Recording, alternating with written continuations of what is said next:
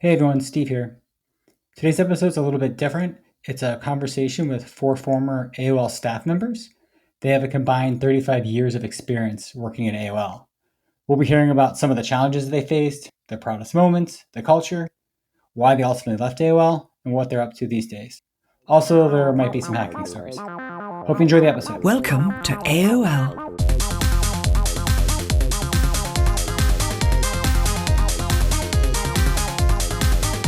Welcome to AOL Underground.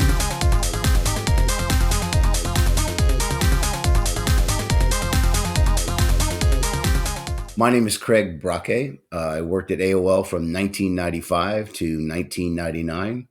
That's exactly 4 years, which is the amount of time it takes to completely vest the stock options that I was given.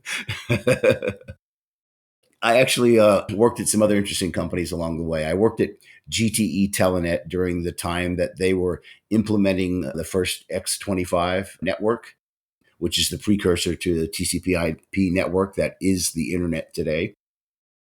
I helped maintain their trouble reporting system where they tracked problems with that network.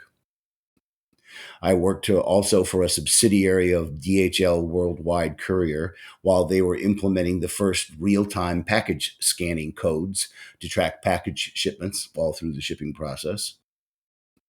And from 1985 to 1995, that was right before AOL, I worked for a large publishing group called UCG, United Communications Group. They had a Stratus computer system that they used for real-time tracking of gas and oil price information.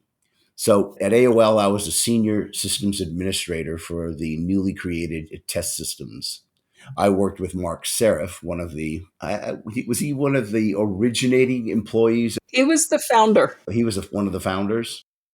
Yeah, he and Kimsey anyway, they're the ones who put the money in. Steve was a first employee, and so was Ralston. And I didn't mean to quite jump in like that, but... Yeah, no worries. So I was a senior systems administrator at AOL, and I worked with Mark Serif on a day-to-day basis. We had 35 little mini AOL systems, one for each subsystem that made up AOL. There was like an AOL mail test system and an AOL chat system, and that's the gist of it. There were other things along the line, but that's a good brief bio of my time there. Jan, you ready to go? I'm Jan DeLucien, and I started at AOL a year after it had gone online, but as Q-Link. It was Commodore only, Commodore 64, in fact, before we developed the 128 version of it. And it was only from 7 a.m. until 6 p.m. at night until 6 a.m. in the morning for the East Coast, 7 to 7 for the others, although it was 6 to 6 to them. And the way we would do that, we would literally bounce the system in the morning at 6 o'clock so that all the East Coast couldn't get on. And then at the next hour, bounce it again to get rid of all the others in that zone. And so on. We did that 4 different times each morning. The hackers would crash it from time to time, usually on the weekends. Once in a while during the weeknight. And, it was the same thing. We called them Q terrorists and Q kitties. And they would go into a chat room and start scrolling the screen with characters until everybody decided, or course words or whatever, until everybody decided, okay, it's no worth being in this public room. And they would either find private rooms to go to, or they just disconnect. They were paying per hour to use Quantum Link at that point. So they're not going to sit around there, while people are just scrolling the screen and they can't talk with their friends. And they used to have fun talking with their friends. In fact, that's how I caught one of the hackers. He was trying to make arrangements with his girlfriend, and I kicked him off roughly 5 minutes before the end of before everything was going to get bounced anyway. And so he actually had to sign back in with his real account so that he could finish talking to her. And That's how we caught him. What was he doing that was so nefarious? Actually, credit card fraud. Wow. Every time they logged in, it would be with a bogus card. And the only way we could track them was by the node that they came in on. There were thousands of dollars that were being stolen. We were using a time-shared network system. So we had to pay for every hour that somebody was online. Now, of course, we passed on the costs to the user with markup.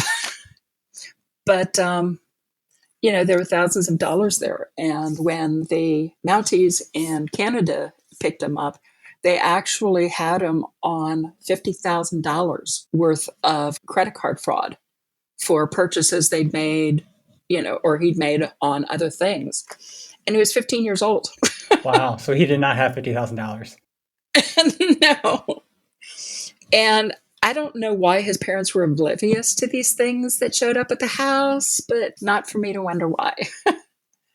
But he was a particular thorn in my side because I could never stop him.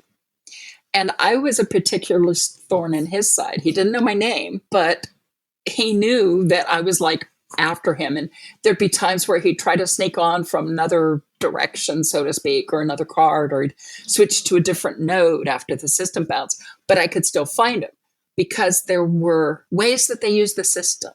You can tell how a friend's talking in an email, and you can tell when it doesn't sound like them. Things like that. So it was a blast. Oh wow, like linguistics, right? Like almost like the FBI's like behavioral analysis unit. Like you were doing some Exactly advanced stuff, right? Mm-hmm. But all it was me, my brain, and a pencil and paper log. And of course, that was back in the modem days. It would be a lot harder to use my tips and tricks or the way I did it now in the internet age where you can bounce off 50 million servers wherever to get where you want to go. But it was cool. It was fun. And I'd love to meet up with this guy someday. And, he'd be like in his 50s now, just to hear his stories from the other side of how he was getting around it, how he was able to stay on for 5 days before I found him. He was probably thoroughly enjoying himself until you ruined his whole probably month or year. I would have to agree. And he figured out I was behind Jenny C email. So he started sending Jenny C, who was the fake name for our customer service. So he started sending mail. I'm going to get you. I'm going to destroy your credit. I'm going to, And I remember one time I really got him pissed off. And he came on and grabbed a bunch of his friends and they tried to crash the system.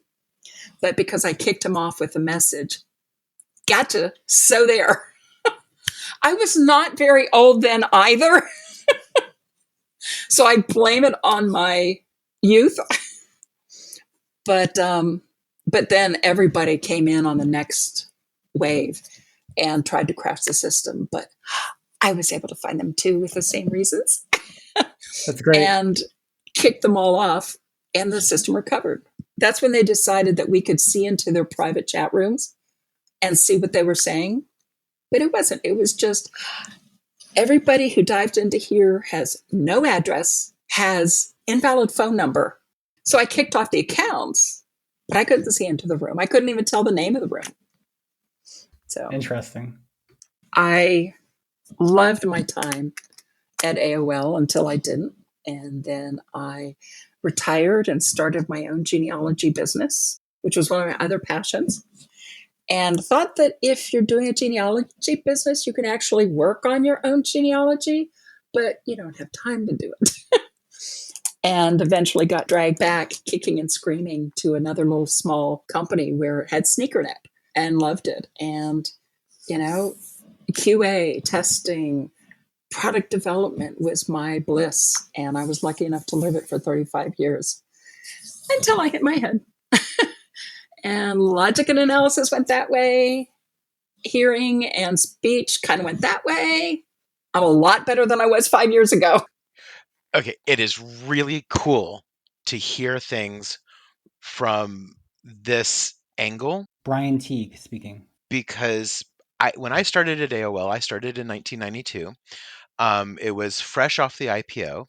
It was fresh off the launch of AOL 1.0, which ran in the GEOS framework. And we were told in customer service that AOL was unhackable because of the P3 protocol that we used. And that went on for, I don't know, about 6 months while I was getting my feet wet and getting really acquainted with things. And then we started hearing about the fives. The fives were a thorn in our sides for many years. And as I progressed through from customer service, I helped to take our customer service live, which used to run only 2 hours in the evening, to expand that to run it basically anytime that our customer service center was open. From there, I got somebody paid attention to me and said, "Oh, can we borrow you to become a computer operator?" Now, at the time I became a computer operator, there was no central network operations center at AOL. We had two groups that did systems monitoring. One ran out of our customer service group, and the other ran out of our computer operations group. The computer operations group handled both our office computing and our computer room floor. That was later to be split out, probably about the time that we launched our new mail system that was written by Jay Levitt. And when Mark Serif and Jay Levitt got together, they just hired Matt Korn as the director of operations. They were launching the new system. It was 9 a.m. I was almost off because I worked overnights at that time. And I got to watch them dribble the mail system on the floor for several minutes. And I'm looking at the logs and I'm seeing this one message: too many files open right before the mail system crashed. And that happened over and over and over again. Finally, I went upstairs, found where everybody was in their war room, knocked on the door and said, "Don't know if anybody's noticed this, but in the logs, there's a little message about too many files open right before the mail system crashes every time." Mark Serif looks up from his computer, looks at me, points at me, and says, "Get that man a job." And apparently Matt Korn listened, because I was called into his office a couple weeks later with an offer to become the manager of the yet to be formed Network Operations Center. And I had all kinds of fun trying to figure out what we were going to be called until I was told that no, we would be called the Network Operations Center. The knock. The knock, yes. What were some of the names that you were planning? Well, I was thinking, systems monitoring and operations group, so we could do smog alerts. Oh man, that's great. Yeah, there's no way he would have let that one go. That is so good. Oh, but it would have been so awesome. He did inform me that it would have been a career limiting choice. And so I did follow his directions on that. And I set up the Network Operations Center. I wrote the run book. I hired and trained almost 50 people that staffed the Network Operations Center 24/7. I then went out to each of the development teams to talk with them and see what we could do about offloading some of their responsibilities, because at that time we were still small enough that a lot of our development team was also our operations team. We were just starting to build our real operations team, and that was really kind of led by Ken Huntsman and Janet Hunter. Um, and And letting go of some of the installation stuff mhm, that I was doing. You actually had Mark's attention even before that, really, because when you were working with the customer service groups, you were also, and I quite remember it with glee, trying to help us find bugs. But so you were already on his radar, because I would use your name every time you found something. oh wow. So you solidified it. That was it. Well, that's really great to know. I didn't interact a whole lot with Mark Serif. Most of my interaction was within the operations framework, so I dealt more with Ken Huntsman and Janet Hunter. One of my favorite stories about Ken Huntsman is the day that he came into the Network Operations Center, and he started out with, "Oh my God, looking at you guys from where we were even 2 years ago, I am so impressed with everything that you're doing, but I do need to let you guys know one thing that's very, very important. And that is my wife used to be able to troubleshoot most of AOL and do it very well. However, the system's grown enough now that you probably need to talk to me and not to her. So just ask for me when she answers, because he went on to tell us about her ability to troubleshoot, and she was never, I don't think she was ever actually employed by AOL, but she and Ken would sit there and look at issues and figure out problems together and resolve them. So she had a lot of that knowledge. I wish I could have like taken and gotten some of that knowledge transfer from her, because I think that it would have made the network operations center even better. We hired Jeff Bushy, who was our head security person at AOL for a long time. And that was then now circling back to fives again, because he made it his job to find out every time fives came on and to get them off as quickly as possible. I think he got it down to about 2 minutes, 2 minutes from login. What's fives? Fives, there was some kind of bug in either our P3 protocol or in our login system itself that allowed someone with, I think it was 12 fives, to override the password field. And it would actually log them in. So you didn't need a credit card, you didn't need anything else. And you could just run rampant, because you basically had essentially super admin rights, because you could go anywhere, you could do anything. You could only see what we could see, but we can see a lot too. You're talking about them going online and seeing everything, Yes, online, not in the Stratus. not in the backend systems, just as a regular account, but just as each of our forum areas had a forum leader, and that forum leader had a lot of privileges to go in and delete messages or comment them or Yeah. whatever. That fives person had all of those same rights, No, it just doesn't account. even if they didn't utilize them all that often. Anything we were admins of online, they could get to. They were constantly trying to hack my account because I was familiar from a beta test management thing. But they were always trying to fish our accounts because they wanted to know what cool thing was coming next so that they could find it, and there were always a lot of cool things in beta or in our testing. Something about Ken Huntsman while you were talking about him that has nothing to do with actual AOL, but he was vacationing in a ski resort area. And what he didn't realize was that there was a very famous family in the area that contributed money all over the place so that they were, well taken care of, by the last name of Huntsman. And Ken had a bit of an accident on the ski slope and had just had a little bit of a scalp injury, but they look really bad, of course. Whenever they asked his name and he said it was Ken Huntsman, they assumed that it was the famous Huntsman family. They flew in medevac helicopters. He had no idea why they were giving him such incredibly wonderful treatment until he found out that there was the famous Huntsman family in that area.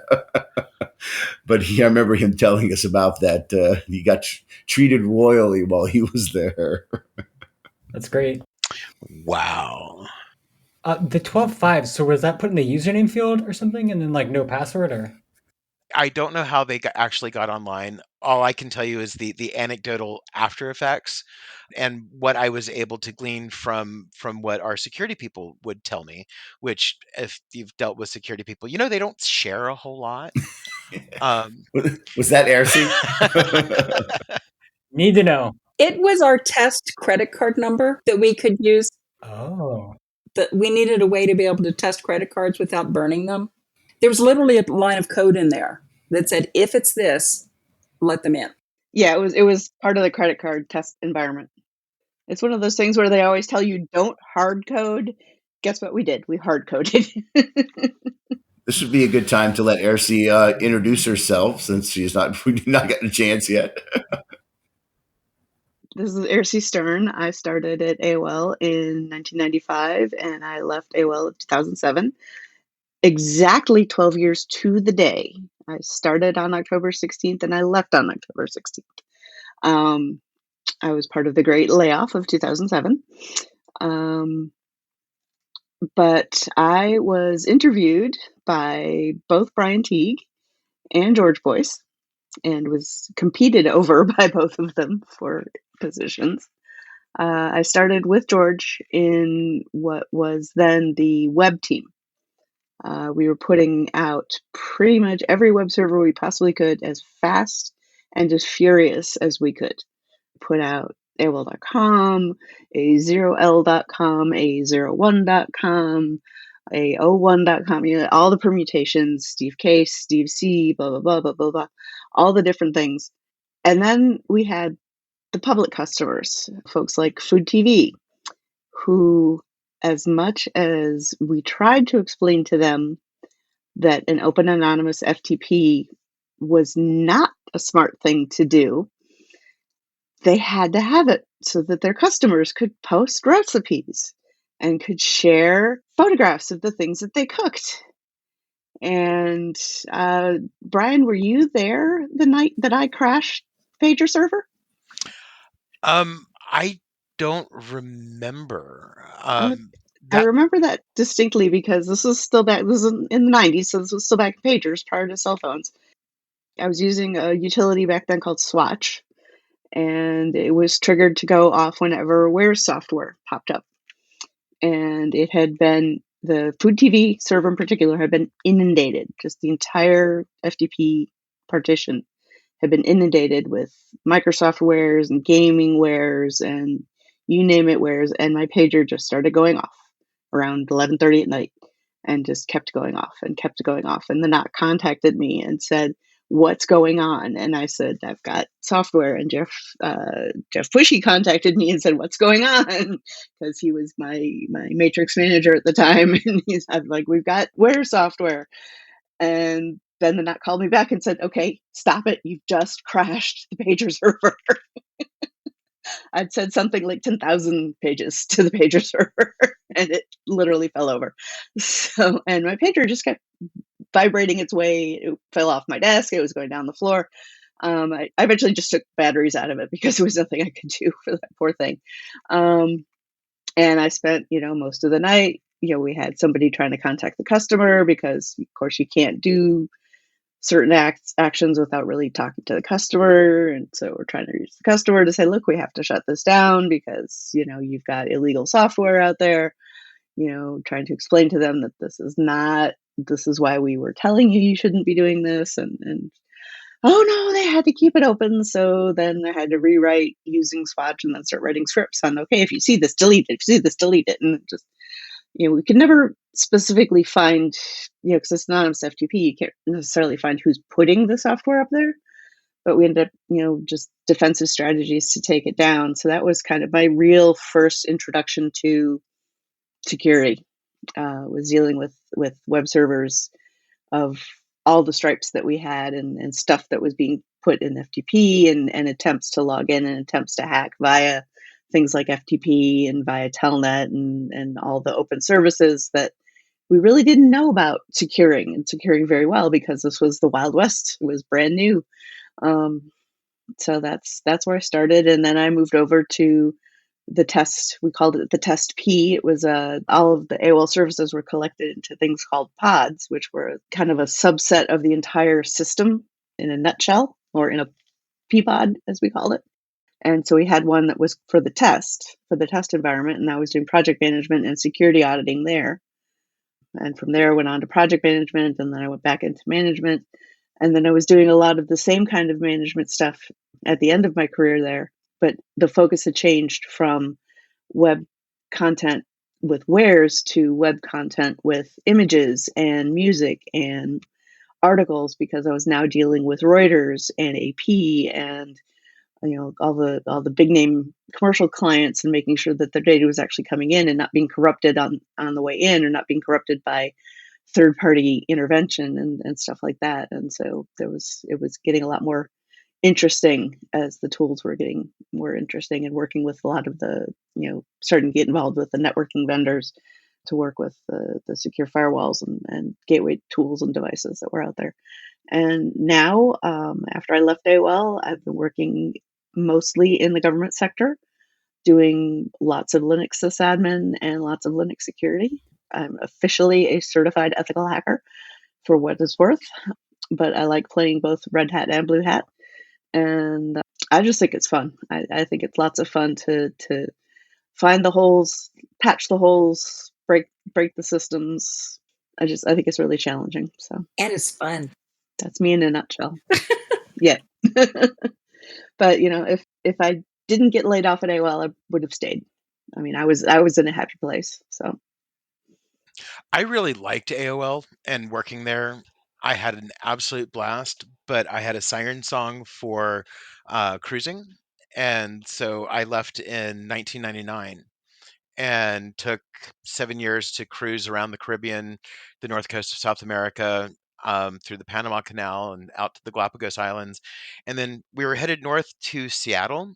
But after 5 years near the equator, we decided that it was way too cold at Puerto Vallarta. So we decided to settle in San Diego instead. And since then, I've done a couple of different things. Now I work for a private university out here as their senior web administrator. So I work with a small web team to deal with the forward-facing web servers for the university. AOL was by far my best work experience. I loved it there. I loved the people there. There was nothing I did not love about that place. Jan was one of my mentors. Erci, I tried to hire her, and she went over to George. Then I went over to George and got her. And she wound up working for me for almost the entire time I was under George. very true. Our little system security group that we put together streamlined the server builds for all of those web servers that Erci has been talking about. Between her and Gerald and who was the other person? Do you remember, Erci? You talking about Bill? It might have been Bill. Bill Acker? Yeah, maybe. It was the four of us. We put together the criteria for the Golden Master for the Yeah. server disk, and it had all of the security tools that you wanted on it. It had all of the connections for alerts. And then from my time in the Network Operations Center, I made sure to include information about that as well. So from our internet operation standpoint, from web server basis, we had always been well tied into the NOC. That was really nice. Then after our group got reorganized and they took everything that we had done and dropped it into a systems integration group, I moved over to enterprise management. And Erci, you went to work for Jeff Bushy at that point, didn't you? Yeah, that's when we did test P and security. Exactly. Yep. So the ending point for me was really participating in the Y2K. Oh, that was so much fun, though. It really was, and I knew we were going to be fine, but there was no way in hell I was still going to be working for AOL come, January 1st, 2000. Oh, it was just fine. I left at the same time. Before we all talk about leaving AOL, there's a couple of anecdotes that I really enjoyed, like to share. So we've already ascertained that Mark Serif is one of the founding members of AOL. So he was placed pretty highly in the company, and he had a lot of hands-on in the test systems area. So I had daily access to Mark Serif, and we worked together, and it was an easy person to talk to. I had lunch with him on a number of occasions. And I had one of the programmers bring a problem to me. And after looking at it, I said, well, the right person to answer this question is you need to go and talk to Mark Serif. And his eyes got really wide, and he looked at me and he said, I can't talk to him. And I said, why not? He goes, he's a god. I said, what? He said, Mark Serif's a god. And I said, never heard that before. I said, well, he may be, but he's very approachable, and he's the person you have to talk to about this. Oh, I couldn't do that. I assured him that I spoke to this god every day and that he was quite approachable. So apparently we also held our top employees, our founding members, in quite high regard. Another thing that was fun was when I hired on, they were, I believe AOL hired close to 5,000 technical people. That we were on a huge hiring thrust, and a lot of those technical people were hired on with stock options. And it was pretty well known that that if you were given good stock options, that there was a chance that you could become a millionaire based on that, especially in the Northern Virginia area. And I sat down with Mark Serif at lunch one time, and it was a year or two into my stay there. And he lamented the fact that he says that it's unlikely that AOL was producing any more millionaires. He was saying, that kind of sucked.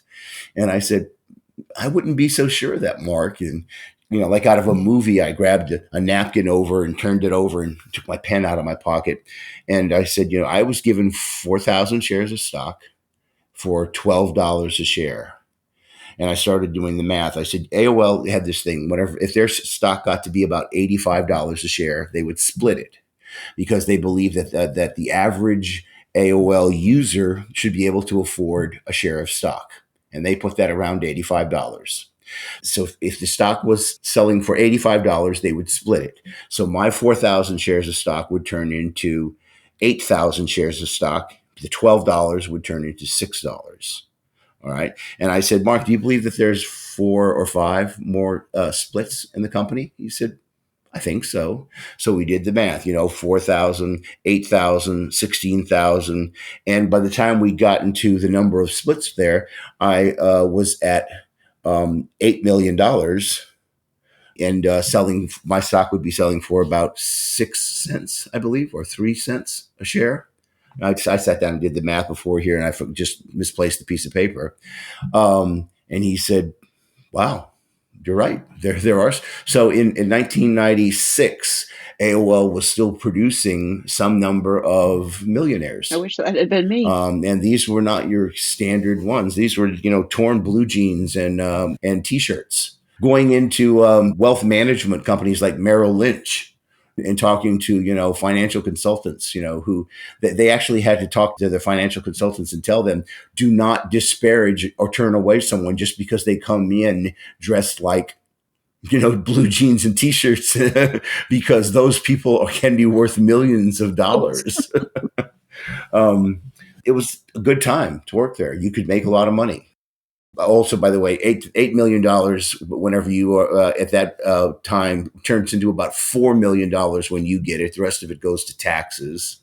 So the money goes pretty quickly whenever you're that age and you're enjoying it. The biggest thing it did for me is it let me buy a really nice house in California without having to have a mortgage on it. And that has carried down the line to my retirement. I have my home has always been without a mortgage on it, and that's my legacy with AOL. It's paid for my house through the years. I have an interesting Mark Serif story from the early days. I was employee number 45, and we kept a list after a while of all the numbers and so forth, but at that point, I was still a very lowly, very new 45. I'd been doing the Jenny C. I'd been arguing with the hackers and stuff. And I kept telling them, Mark, I said, I know how they're doing it. No, you can't possibly know what it is. And I would call Tom Ralston, who was our VP of operations then. He was the one who managed the server rooms and was the only one who did it, except with Ken and Chris's help. But I called him and I'm like, look, the system is going down. And he's like, has it stopped yet? Well, no, but it's getting there. It's slowing down. And he goes, call me if it stops. An hour and a half later, I called him. Okay, now it's stopped. Could you come in and restart it? So he did.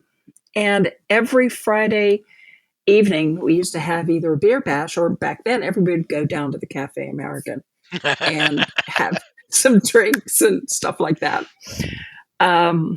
So I'd been gone for 4 days. I came back. It was a Friday night, and they were already started on the system as like 10 o'clock, and it's already starting to go down. So I, of course, paged Tom. And what I didn't know until everybody showed up in my office was that Tom turned around, the page went, and he says, damn, Jan's back, right? And so they all decided to come down and see what was going on. And they agreed that, yes, the system is going down. Let's bounce everybody off and bring it back up. And they did, and it worked fine. But after that, I was determined. And so I started making all these notes and went in Monday morning to Mark's office and said, okay, I think this is what's happening. This is what I saw. And he's like, you don't know what you're talking about. I was a customer service manager. You don't know what you're talking about. So I went back. The next night Steve, you may not remember what line printers look like, but I was spooling the log to this line printer so I could show them, look, see, this Commodore character keeps coming out. Wait, what's a line printer? It's like tailing a log file? It's like a TV, but it's made of paper. These were the old days when they had these huge legal size, more than legal size, more like map size printers with a green line and a white line and a green line and a white line. And you would print everything on the printer and you could line things up that way. Oh, interesting. Okay, so you have a hard copy. On paper. It's paper. That's great. Yeah. It just folded itself into a box. Yeah. It's your console window, except on a printer. Right. Continuous feed dot matrix printer. That seems useful.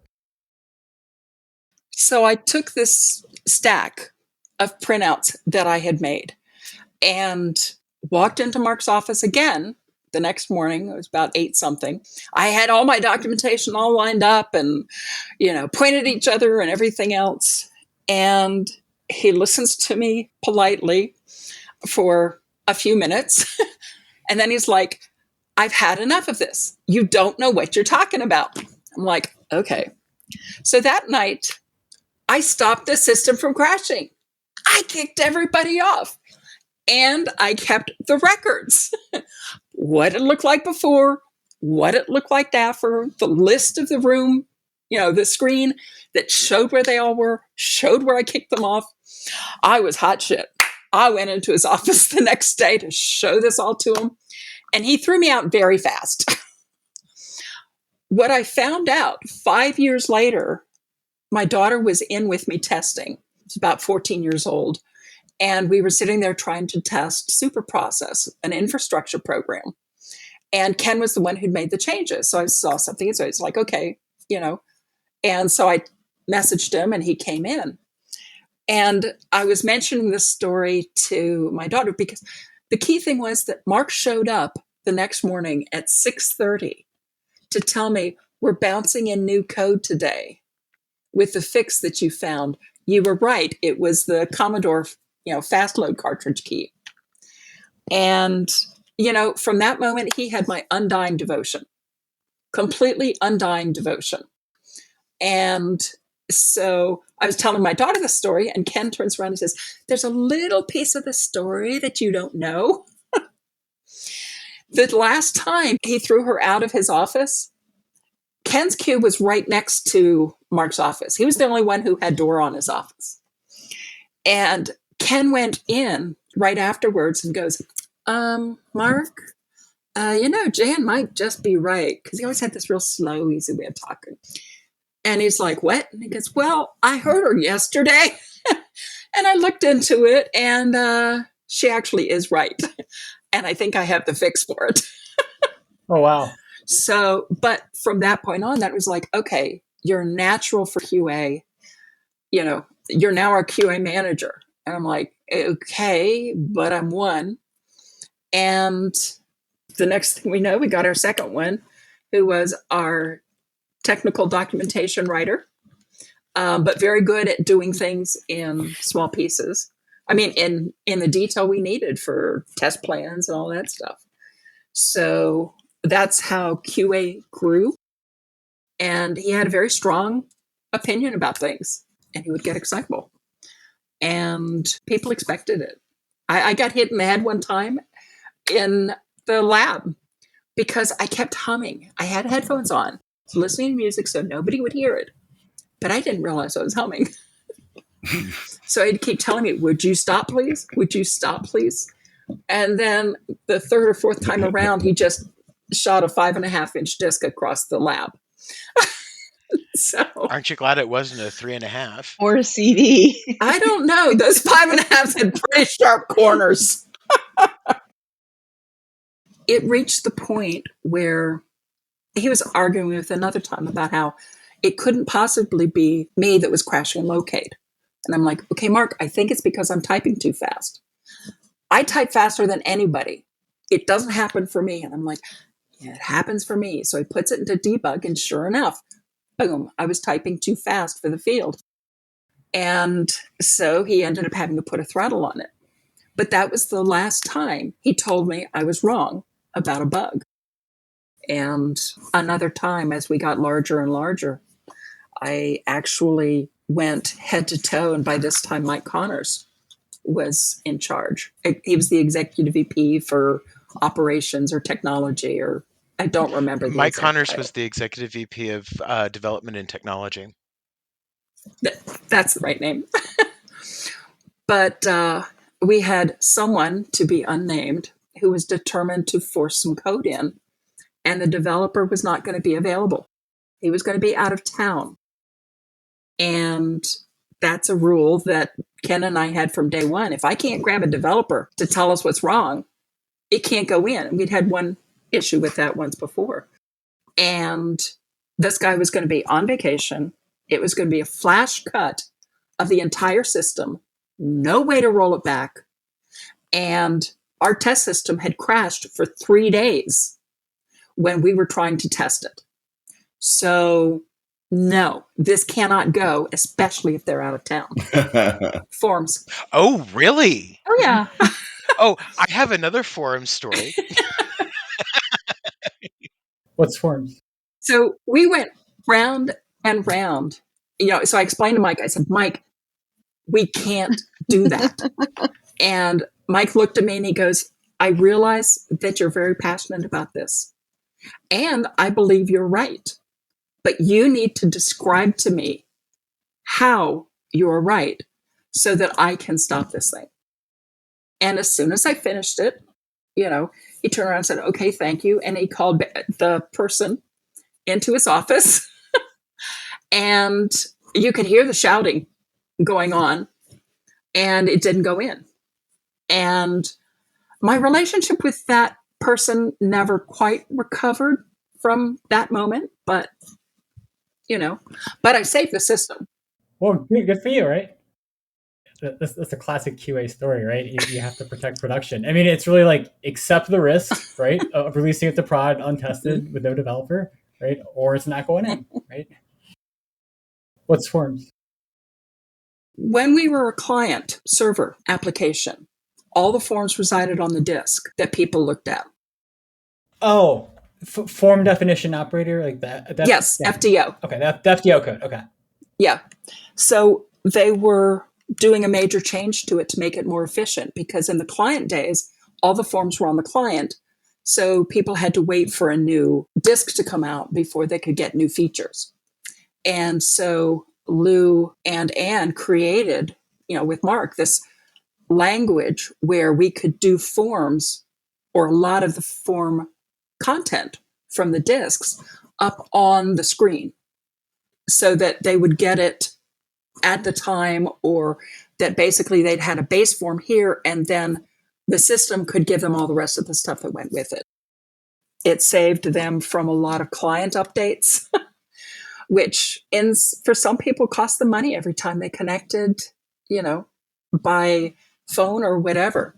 So that was the FBO language, pulling it off of the client and onto the server. And it was used everywhere. Anything that showed up to a client, registration, anything, had that forms language embedded in it. Was this related to Rain Man? This was before Rain Man. Okay. But the change that they were looking to put in was to support Rain Man. And it was a great idea. I still have the t-shirt. Rain Man Plus. But it was this type of thing that you couldn't do. It was actually how I finally got, we only had 2 test systems at that point. And that's how we finally got 4 test systems that supported replication so that a change being made here could be made here, and so that I could blow up the master account database on this tandem, but not mess with this tandem, and have a place where we could actually pull production data in and play with it and stuff like that. But that's basically what I did when I became a QA architect. They used me as a mark person. So it would be like, okay, guys, look, we need source management. And Ken had always done all the source management. I do installs sometimes in the morning for him, but, it's like, we need real source management. We need to not know that when these developers all put their stuff in production, find out then that they don't talk to each other, or they didn't include this one or this include or that. So we built source management, and they had to use it. And I was the bad cop. Then we moved to configuration management, and because that really means so much more. It's not just about, source management.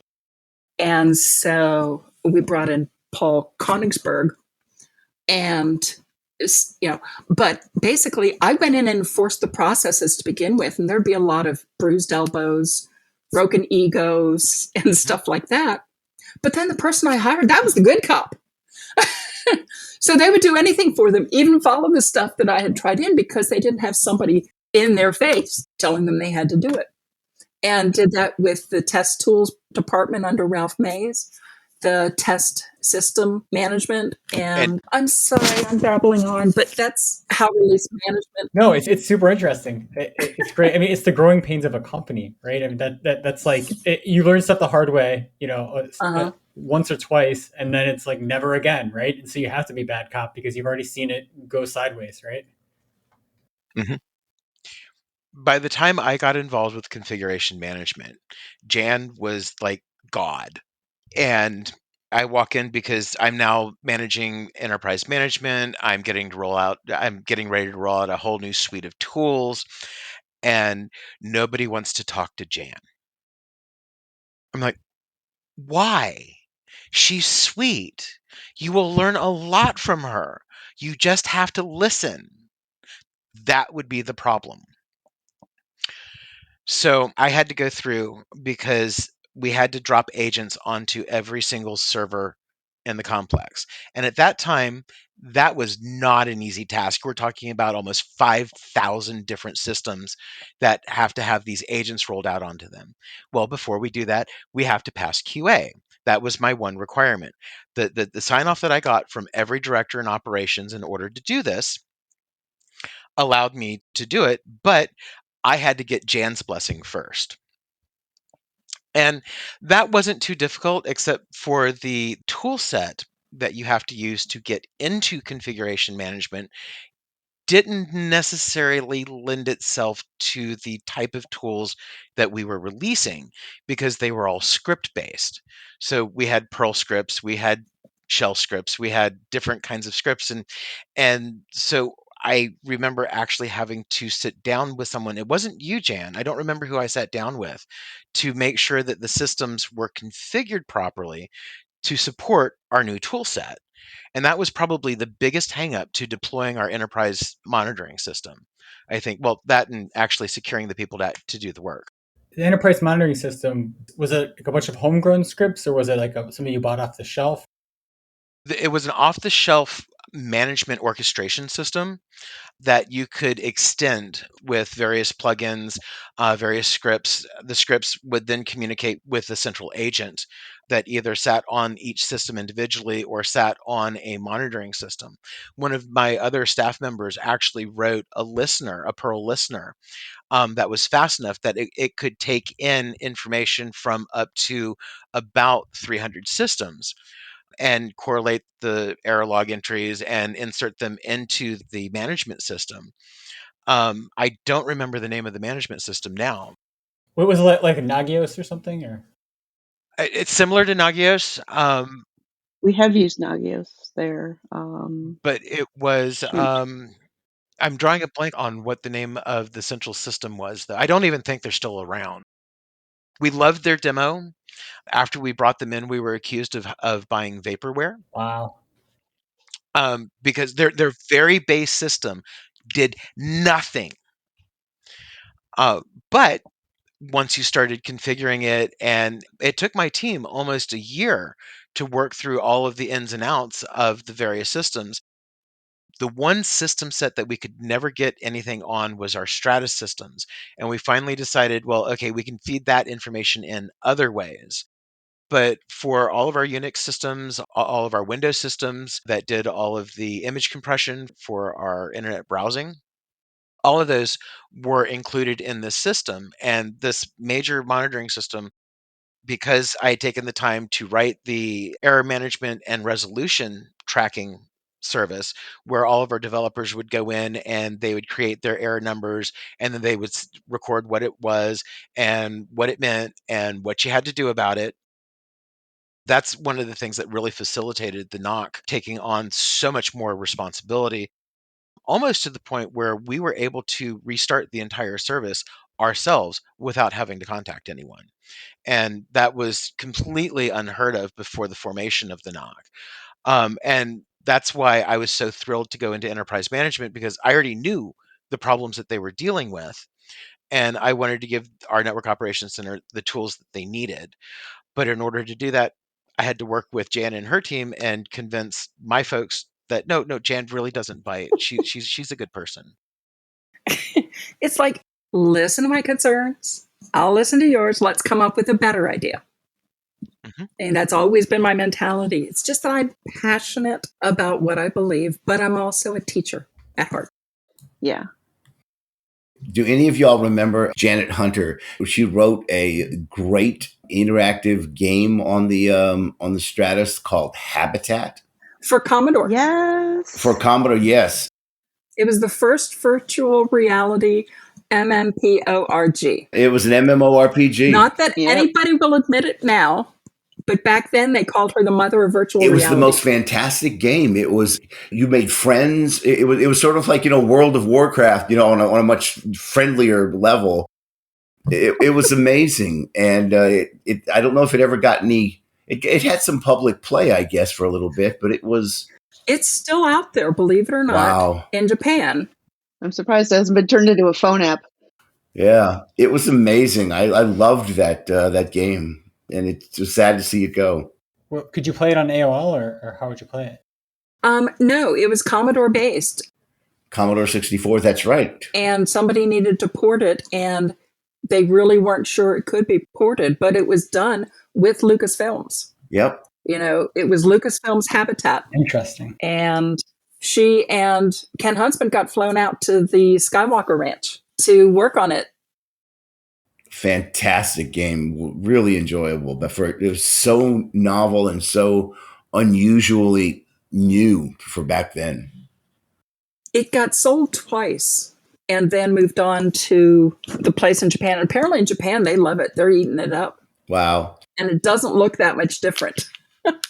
Some really fun things happened in that game. You bought and sold things out of vending machines. Vendroids. And at one time, and at one time, somebody figured out that on this one side of the world, there was a vending machine that you could buy a widget for $12. And if you walked all the way to the other side or teleported out, however you did it, to the other world, you could sell that same widget for $24 and double your money. And overnight, when they came back in and looked at the system the next morning, the economy had drastically shifted because people had found this exploit and taken advantage of it. That's great. Because, it was written in such a way that, they could come in and see, how does the economy look, Yeah. That's really cool. That was fun. You had asked some questions, Steve, about, what made AOL so special. And not just the people, not just the work environment, but I think for all of us, it was the time at which we were there. Yeah. It was a lot more free in the workplace. It wasn't so hands off. You were able to walk up and hug somebody. You were able to flirt. Mm-hmm. You were able to curse. You were able to listen to people shout. You were able to shout. You were able to, just deal with things. You could have a beer bash, you could have some alcohol on the premises. It was a different work environment, and you won't see that kind of work environment anymore. Not even most startups these days have that kind of behavior, because HR has really stepped in and, I'm not going to say overstepped the sensitivity button, but in some ways they have really overstepped that sensitivity button, I think.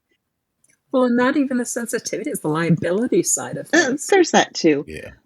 But at the same time, thinking about things I did in my career, I remember walking into a conference meeting one day with several of the IT vice presidents and saying, so you need to change your password because it's your wife's first name.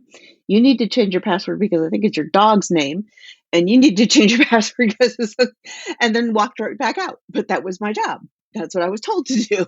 And, somebody came to my office a little later and said, you could have picked a different time. I was like, hey, I was told to do it then.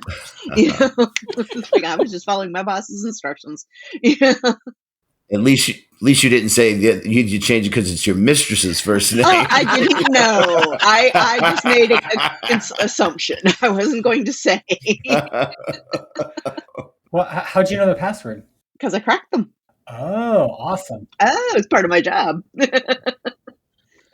Hey, the system that Stratus sort of came down from, there was a system that whenever I was in college, we were one of the second university in the United States to have it, was called Honeywell Multics, Multics. Oh, Multics. And it was one of the first interactive computer systems. You didn't use punch cards with it.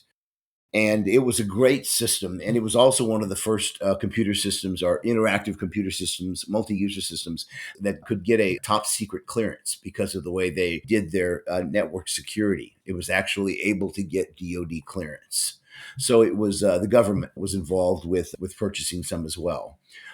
So that was the computer system that I worked with whenever I was in college. And it also was my foot in the door in the Washington, D.C. area. One of the things they did was they were so sure of their security, and that the way you checked someone to make sure that their access was correct, they gave you the encrypted password file in clear. Anybody could get to the password file in its encrypted form. And the way that you checked somebody is you said, what's your password? And the software gave it to you in its encrypted form. You checked it. And if the encrypted form in the database matched the encrypted form that was handed to you, you knew that they had validated who they were.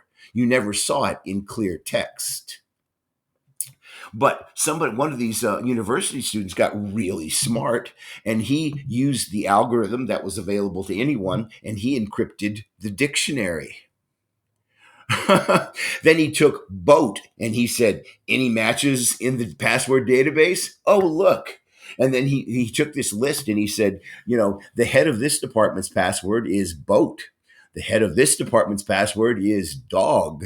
And instead of rewarding this person for finding such an obvious security flaw, they banned him from the major. I think it was such a terrible mistake that they did this. But, the start of, how hacking and security flaws and fixing security bugs came about, clever people like that. Yeah, definitely. That's actually really a great part of working at AOL. Well, yes, there were people who were absolutely sure of themselves constantly until they were proven wrong, a la Jan. One of the things that I absolutely loved about working there was that everyone's goal was to give the best service possible. It's everyone was there because they wanted to be there. It wasn't, Yeah. I'm working here because I need a job. It was all about, really, it was camaraderie. It was friendliness. It was knowing that you could walk into almost anyone's office and have something to talk about, even if you didn't share any common interest, because AOL was so pervasive at that point. The friendliness, the beer bashes, I think, contributed a lot to that. And it was really fun because for the first 6 months I was working at AOL, I was too young to drink. And my supervisor knew that, and my supervisor pulled me aside and said, "Well, we have beer bashes on Fridays. You're too young to drink. If I see you with a beer, I won't necessarily say anything, but if I see you with two, I will." And it was really easy for me because I didn't drink at the time, and just really marveled at the fact that it wasn't just our customer service department that came out for it. It was people from the upper echelon. Steve Case was at them on a regular basis. So the ability to meet and interact with everyone in the company was one of the most crucial things. We were inspired to do the best we could do, to work as our best. Not It wasn't just a job. We wanted to work there. We wanted to do the best that we could Oh, goodness, yes. because we were making headlines. We were doing, I hate to use that term, but we were the internet. But no, I need to jump in there. I went to an e-commerce class because I had to for the degree I was finally going to go get. And they were telling me, arguing with me, in fact, that e-commerce didn't exist until 1995 when HTTPS came into gear.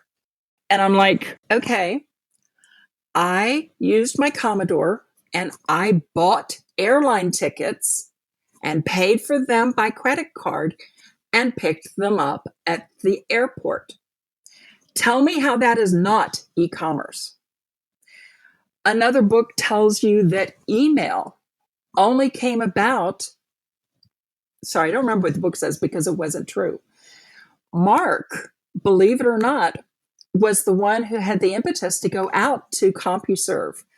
Prodigy. No, Prodigy was us. We started out with Promenade on Prodigy. They would advertise with us.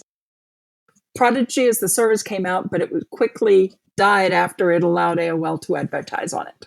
And yes, well, sort of. It was Reader's Digest was the one, I think. Anyway, it was an R company back then, but this was like back in 1987, 88. And Mark came up with a way for them to be able to, all working together, to talk to each other across services with the @ extension so that the different intranets could talk to each other for email. It was email only at that point, but that started then. Oh, that's right. We didn't have an internet mail gateway until Steve Skolnick was hired and put in our first internet mail gateways. It was actually before then. It was with Apple Link. We were able to do the @ whatever. Mark did the first real mail system, but before we could do the other part of interacting with everybody, that was Skolnick. Yeah. But they created a mechanism on the internet for the @ mails. Yeah. So, Bryan, were you in the knock the night of Black Tuesday? Oh, the day that AOL went down for 24 hours? Yeah. Yeah, no, that was the reason that I wasn't allowed to take vacations after that. Were you the one who called Scott and I? Yeah. Because we showed up like 5 minutes later and you were like, where the hell were you? My now ex-husband and I, who both worked at AOL, were taking dancing lessons. It was a hobby that we did to force ourselves to leave the office at least one night a week because we had this really bad habit of being at work 12 hours a day. The data center that was having a problem was on Westwood Center. Our dance studio was 2 buildings down, and we were in our dance class, and first his pager went off and then my pager went off, and we looked at our pagers. We're like, this isn't good. We have to leave. We apologized to our dance teacher, took off, got in our car, drove down 2 buildings, pulled into the knock, and you had a very shocked look on your face. And we just kind of started walking down the data center, turning things off. Wait, so why did it go down for 24 hours? They pushed out bad route tables. It was BGP? It was BGP? I think it was BGP. There were a couple of different Black Wednesdays. This was the first one. Okay, then that was Marty's issue when our light wave went down and we lost our interconnectivity between the office on Westwood Center Drive in McLean. But we had to shut Westwood Center Drive off. Yeah, because I remember basically being told, walk down the aisles and just turn things off. It doesn't matter what the state of the machine is, just turn it off. Yeah, I was there for that one. There was one later on, more towards 97, Yeah. I want Yeah, to say. I remember that one. Where the service went down for 24 hours and it was a Yeah. bad set of configs, Yeah, it's a bad side that work route configs. but I was actually off that day. Oh, well then, no, that was the one I'm talking about because someone at the knock had called us. I guess it wasn't you because it was one where it was the network outage was where we got called. Then that would have either been Denny or Sarah. It was Denny. It was Denny who called us. Yeah. Gosh, I've forgotten sweet Denny. Oh. Well, of course, there's the time when AOL chat went down. I was on my way in the air to California to install eWorld, and the developer, who shall not be mentioned, decided it was okay to put it in and to leave. And there was a bug in it, and it wasn't working. So it ended up taking down all of chat. And it took Ken about 6 hours to back it out and bring in the new code. Oh. That one hit the front page of the Wall Street Journal. Yeah. And then was the America Offline, which was a result of someone not listening to all of us in a management meeting and deciding that it was okay to drop every single computer magazine with an AOL disk in it on the same day. Oh, it's a marketing thing? We got flooded. And they dropped them all to go at the same day. And we had told her not to. I had told her not to. Mark told her not to. And she did it anyway. And I said, there's the porch process. And they kept saying, oh, no, that won't be a problem. And I'm like, yes, it will. And it took a couple seconds. And Mark goes, yeah, she's right. You need to drag them out. And we eventually changed porch. So registration, because every person who got a disc had to re-register it, which meant going through the registration process. So it's just what you said reminded me of something. I actually have a Quora answer on this one as well because it was fun. What was the name of that alien invasion movie that Will Smith was in? Independence Day. Independence Day. Okay. When Independence Day was out, AOL rented out the theater so that anyone from AOL who wanted to see it could see it. So we filled the theater in Reston, Virginia with AOL employees. And there's one spot in the movie where Will Smith is hacking into the mothership. And he's tapping away on the keyboard and there's a split screen and you hear modem noises and then you hear connected. I'm sitting in the back of the theater and when it says connected, I said, welcome, you've got mail. Literally brought the theater down. It took 5 minutes almost for them to restore order. It was like shooting fish in a barrel. We were all AOL employees. Oh my God, that was great. I don't know if Craig or Erci were here then, but remember the Tom Hanks movie, You've Got Mail? Oh yes. Yeah, I still send messages, IMs to friends and say, you've got mail, YGM, and they look at me like, huh? I'm like, never mind, you're too young. Wow. Yes, and then of course there's the old story of Instant Messenger being named Stalker. Was it really? As its code name prior to being released. Wait, it was called Stalker? Like a code name or something? Yeah. Mm-hmm. Yeah, our development code name. Interesting. Instant messages were used on the Commodore, called instant messages. And that messenger with the buddy lists and everything was totally Stalker. Internally, anyway.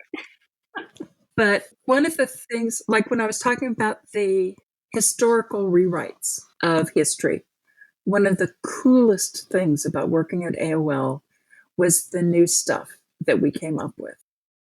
And everything we came up with was something that nobody else had figured out or thought of doing yet. We were always there first. And eventually, just like for us old timers, there wasn't anything new to do. After we had done all this stuff, what else is there? And we tried going the channel route, but I was reading in some of the people on Wikipedia, and another unnamed person was saying how they built auditoriums, how they launched auditoriums. And we had auditoriums doing live interviews on the Commodore. So tell me, if that was on the Commodore in 1987 and 19 through 89, you tell me how it only started when you started in 96. What are auditoriums? People would go into the auditoriums. We'd have live people come in and talk, and they'd say something, and RJ Scott would help moderate it for them. And if they didn't know how to use a computer, he would be the hands for them as they would talk about what was going on. It wasn't live audio, but they had the auditoriums, and we had people packing. It was billed as AOL Live. And what people would do is Well, it was before it was AOL. Those auditoriums were on the Commodore. And I'm not complaining, because we got so much better. I mean, we did. We grew with the company. We grew with the technology that was out there. I mean, before they had the PC, we actually were doing Tandy Link. PC Link. On the Tandy computers from Texas. Really? Well, first it was Tandy Link, and then with PC Juners, it became PC Link.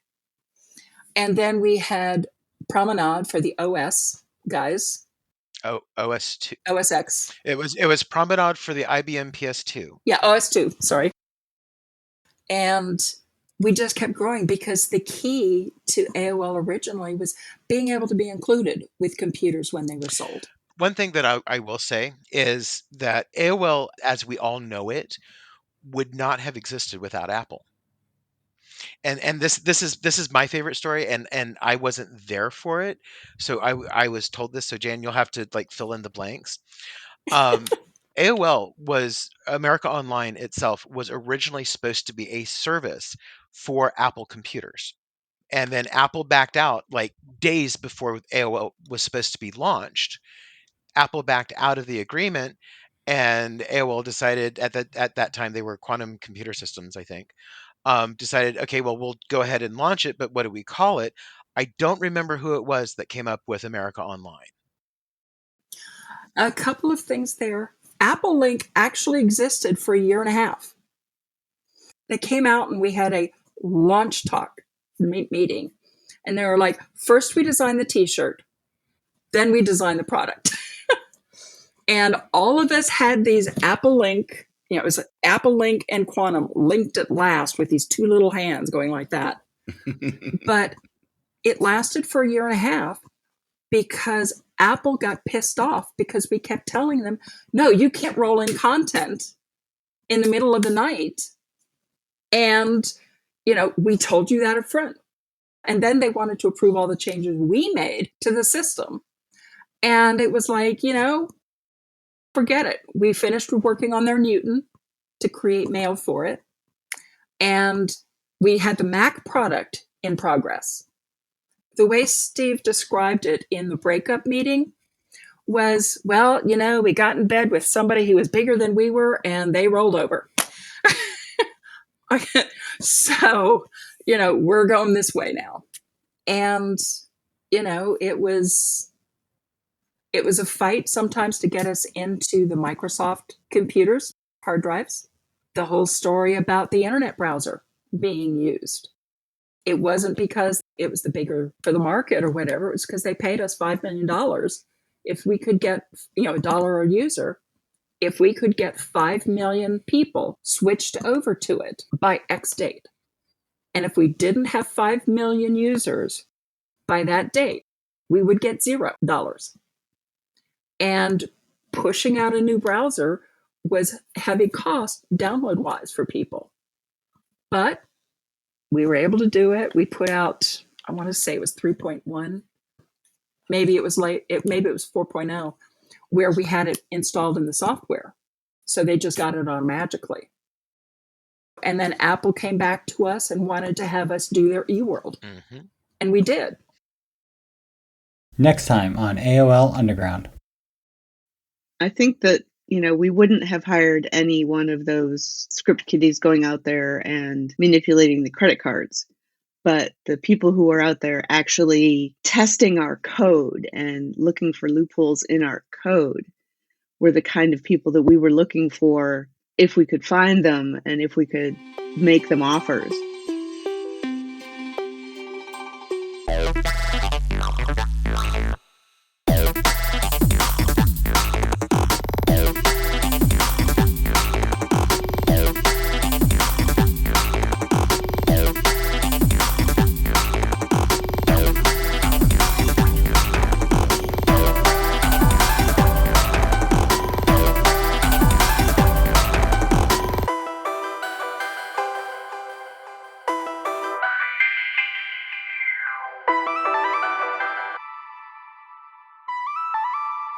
Welcome to cyberspace.